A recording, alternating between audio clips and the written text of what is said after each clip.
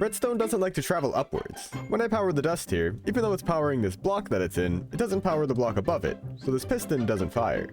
But if we have an observer looking down at some dust here, even though there's a big gap between it, it'll still send an update there.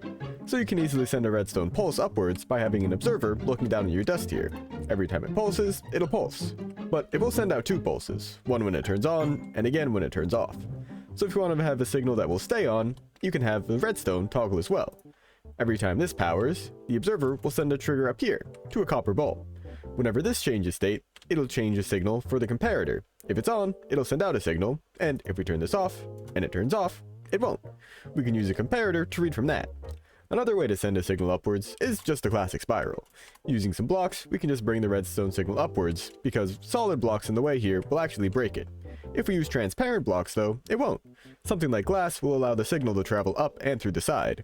Top slabs will work as well, so as long as it's the top half of the block, we can put dust on that, as well as glowstone, and there's plenty of other transparent blocks too.